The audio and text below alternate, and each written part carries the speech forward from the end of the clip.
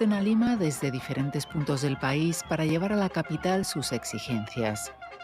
Desafían así el estado de emergencia decretado por el gobierno en varias regiones que autoriza a los militares y a la policía a intervenir para mantener el orden público. No vamos a renunciar, vamos a llegar como sea, aunque sea con pie. Tenemos nuestra cancha con nuestro quesito, por ahí cenaremos, pero llegaremos hasta el Congreso para cerrar y para votar a la señora Dina usurpadora. Que salga esta señora, que deje ese mandato, porque realmente nosotros, así que nos hagan lo que hagan, nosotros vamos a derramar sangre por defender lo nuestro, por defender al Perú. Las protestas han dejado ya al menos 42 muertos, más de 500 heridos y unos 300 detenidos en 5 semanas, según la Fiscalía. Casi 100 tramos de carretera seguían cortados el lunes en 10 de las 25 regiones del país. Aquí en Puno, el toque de queda se extendió 10 días para evitar escenas como estas. Campesinos aymaras que bloquean el puente internacional que sirve de tránsito hacia Bolivia. ¡Aymaras unidos jamás serán vencidos! Los manifestantes pretenden forzar así una reforma constitucional, elecciones inmediatas y la renuncia de la presidenta Dina Boluarte en el poder desde el pasado 7 de diciembre. Algunas voces que salen de los violentistas y radicales piden mi renuncia, asusando a la población al caos, el desorden y los destrozos. A ellos les digo, de manera responsable, no voy a renunciar. La mesa del Congreso propuso este lunes adelantar al 15 de febrero el inicio de la segunda legislatura para agilizar así la votación que permita adelantar las elecciones a abril de 2024. Una señal que no parece que vaya a calmar los ánimos de los seguidores del expresidente Pedro Castillo, que cumple 18 meses de prisión preventiva acusado de rebelión tras un autogolpe fallido en el que intentó evitar su destitución.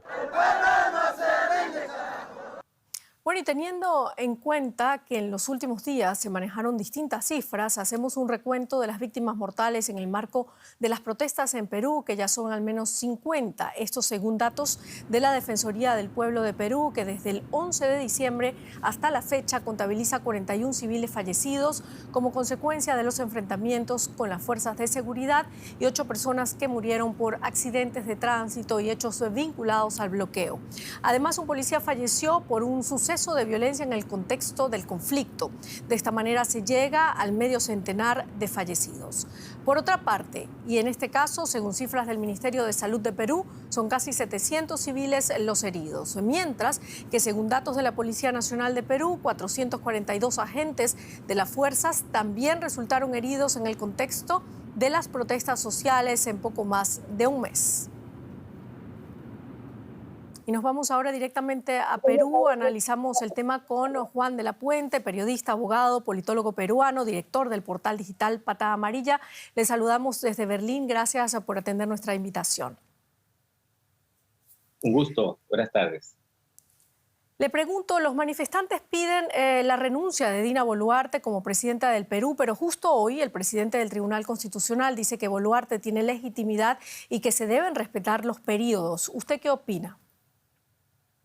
Bueno, es cierto que la señora Dina Boluarte juró como presidenta en un acto de sucesión constitucional después del fallido golpe de Estado que intentó producir el señor Castillo. Pero queda claro que eso no es solo una parte de la ecuación.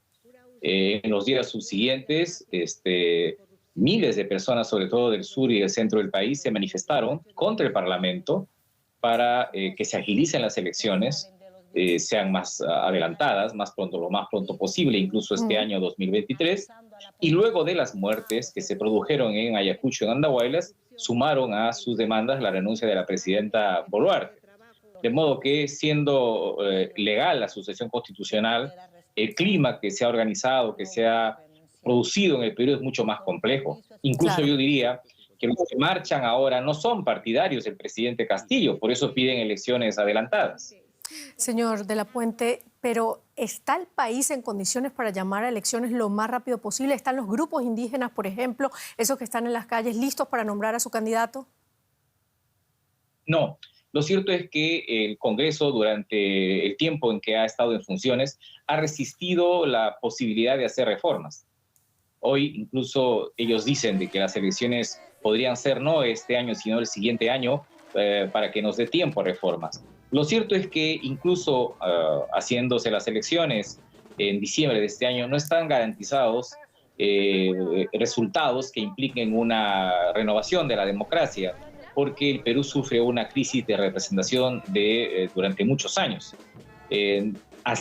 Aún así, de ese modo, el grueso de la opinión pública considera que es mejor llevar a cabo elecciones para barajar, digamos, las cartas y porque suena esto como una especie de reparación frente a la elección del año 2021, donde los dos candidatos que pasaron a la segunda vuelta y lo hicieron con bajísimas votaciones.